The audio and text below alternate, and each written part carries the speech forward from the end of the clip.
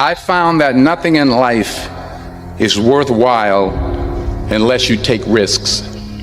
Nothing. Nelson Mandela said, "There is no passion to be found playing small and settling for a life that's less than the one you're capable of living." Now, I'm sure in your experiences in school and applying to college and picking your major and deciding what you want to do with life, I'm sure people have told you to make sure you have something to fall back on. Make sure you got something to fall back on, honey. But I never understood that concept, having something to fall back on. If I'm going to fall, I don't want to fall back on anything. I want to fall forward. I figure at least this way I'll see what I'm going to hit. Without consistency, you'll never finish. So do what you feel passionate about. Take chances. Don't be afraid to fail. There's an old IQ test, was 9 dots, and you had to draw 5 lines with a pencil within these 9 dots without lifting the pencil. The only way to do it was to go outside the box. Don't be afraid to think outside the box. Don't be afraid to fail big, to dream big. But remember, dreams without goals are just dreams. Reggie Jackson struck out 2,600 times in his career, the most in the history of baseball. But you don't hear about the strikeouts. People remember the home runs. Fall forward. Thomas Edison conducted 1,000 failed experiments. Did you know that? I didn't know that. Because the 1,001st was the light bulb. Fall forward. Every failed experiment is one step closer to success. You've got to take risks, and I'm sure you've probably heard that before, but I want to talk to you about why that's so important. You will fail at some point in your life. Accept it. You will lose. You will embarrass yourself. You will suck at something. There's no doubt about it. And I know that's probably not a traditional message for a graduation ceremony, but hey, I'm telling you, embrace it, because it's inevitable.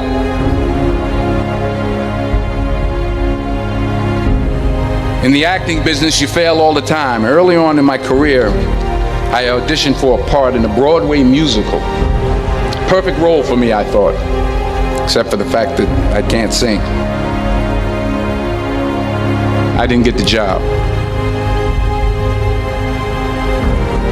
But here's the thing.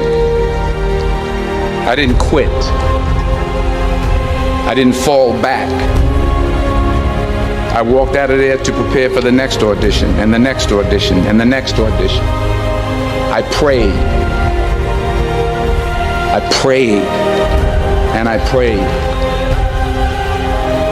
But I continued to fail, and fail, and fail. But it didn't matter, because you know what? There's an old saying, you hang around the barbershop long enough, sooner or later you're going to get a haircut. So you will catch a break, and I did catch a break. Last year, I did a play called Fences on Broadway. But here's the kicker. It was at the Court Theater. It was at the same theater that I failed that first audition 30 years prior. The point is, every graduate here today has the training and the talent to succeed. But do you have the guts to fail? If you don't fail, you're not even trying. I'll say it again. If you don't fail, you're not even trying. To get something you never had, you have to do something you never did. Just imagine you're on your deathbed, and standing around your deathbed are the ghosts representing your unfulfilled potential. The ghost of the ideas you never acted on. The ghost of the talents you didn't use. And they're standing around your bed, angry, disappointed, and upset.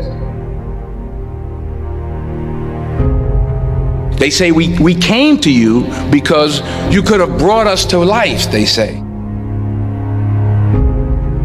And now we have to go to the grave together. So I ask you today, how many ghosts are going to be around your bed when your time comes? The world needs a lot, and we need it from you. We really do. We need it from you young people. I mean, I'm not speaking for the rest of us up here, but I know I'm getting a little grayer. We need it from you, the young people, because remember this. You got to get out there. You got to give it everything you got, whether it's your time, your talent, your prayers, or your treasures. What are you going to do with what you have? I'm not talking about how much you have. Some of you are business majors, some of you are theologians, nurses, sociologists, some of you have money, some of you have patience, some of you have kindness, some of you have love, some of you have the gift of long suffering. Whatever it is, whatever your gift is, what are you going to do with what you have? All right, now here's my last point about failure. Sometimes it's the best way to figure out where you're going. Your life will never be a straight path.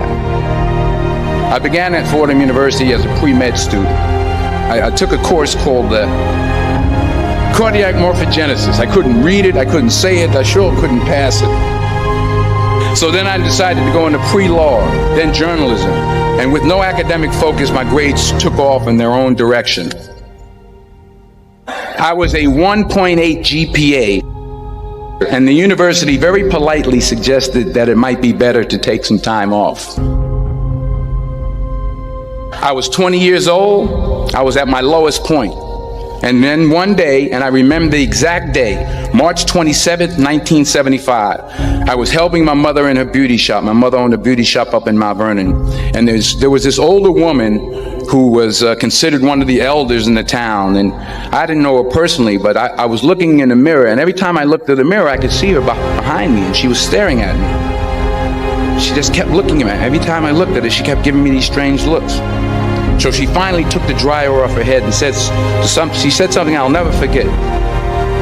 She said, "Young boy, I have a prophecy, a spiritual prophecy." She said, "You are going to travel the world and speak to millions of people." And in the years that followed, just as that woman prophesied, I have traveled the world and I have spoken to millions of people through my movies.